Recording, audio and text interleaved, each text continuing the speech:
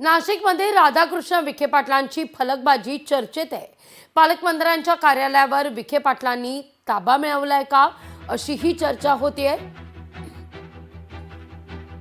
विखे पाटलांच्या फलकबाजीमुळे चर्चेला आता उधाण आलेलं आहे। या सगळ्याचा आढावा घेतला आपले प्रतिनिधी महेश महाले यांनी।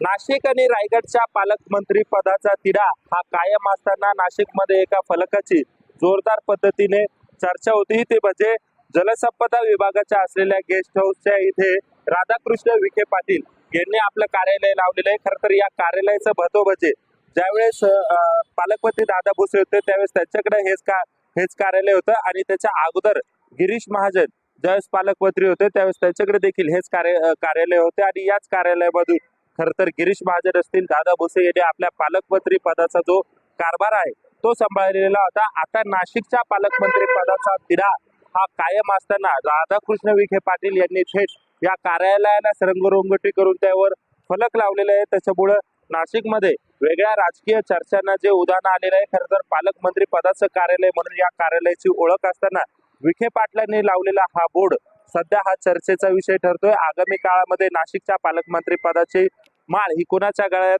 पडणार हे खरं तर अनुत्तरित असताना राधाकृष्ण विखे पाटील यांच्या फलकाची मात्र नाशिककरांमध्ये जोरदार चर्चा जी आहे ते आपल्याला पाहायला मिळते। महेश महाले, लोकशाही मराठी, नाशिक। लोकशाही मराठी ऐका, पहा, जागरूक रहा।